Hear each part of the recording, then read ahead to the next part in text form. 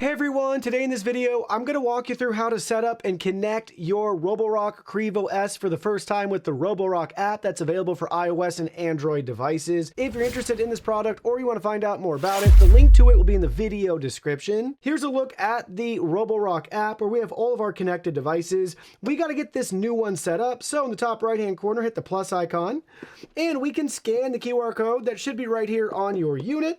So we're going to go ahead and do that right now. And now we're prompted to press and hold the power and dock buttons here for 3 seconds.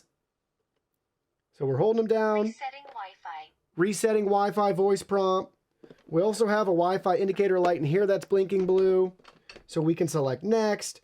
Now we need to connect to our 2.4 gigahertz Wi-Fi network. Make sure you're connected to a 2.4 gigahertz Wi-Fi network. Then select next, where we have this prompt to join our vacuums network.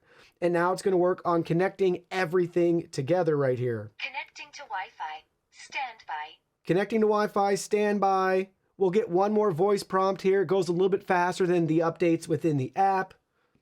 So that'll be our tell when it's done. Wi-Fi connected. Wi-Fi connected, so it's all set and ready to go. Let's give the app a second to catch up here. Boom. Now we can select Use Now. And it's going to load our newly set up vacuum. All right, it's loaded. We got to agree to their legal info. Now it's bringing up our initial setup with a little quick start guide here. So prep before cleaning. We can toggle on some features. You can change these on or off within the app too, but go ahead, turn them on now if you want them.